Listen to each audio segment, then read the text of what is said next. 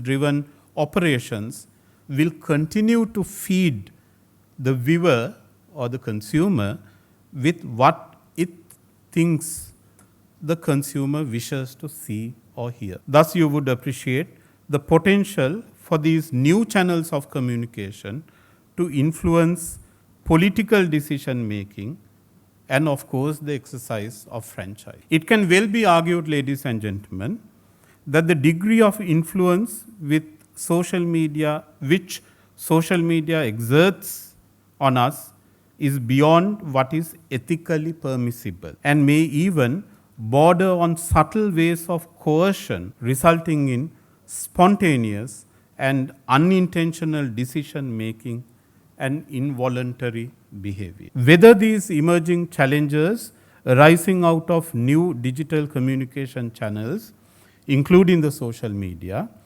necessitate a fresh look at the fundamental right to free speech is a debatable issue, possibly awakened by the ground realities associated with the effect of social media on the political landscape and its potential to be abused to defame individuals, to cause the commission of certain grievous crimes such as online obscenity relating to children, criminal intimidation, dissemination of religious extremism, terrorist funding, causing sexual harassment, and scandalizing the judiciary and judicial institutions.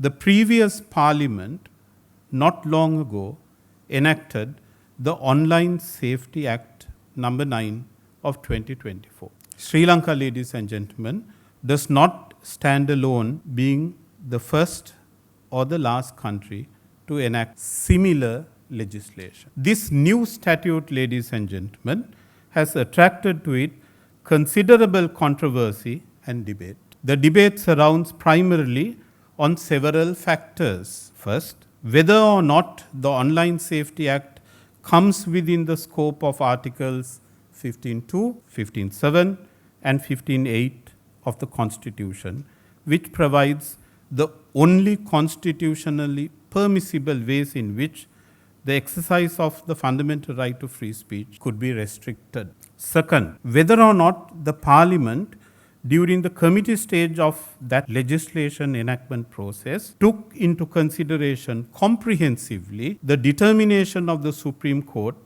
which considered the constitutionality of the corresponding bill. Third, whether the act would lend itself to law enforcement related abuses or enforcement overreach affecting the legitimate exercise of the right to free speech. And fourth, whether the law as it stands now instills in the public a chilling effect which would result in prior restraint or self-censorship. In this regard, ladies and gentlemen, I must publicly acknowledge the recent initiative taken by the incumbent government to bring in an amendment or a series of amendments to the Online Safety Act so as to hopefully make it compatible with human rights norms and standards. I thank you, ladies and gentlemen, for the patient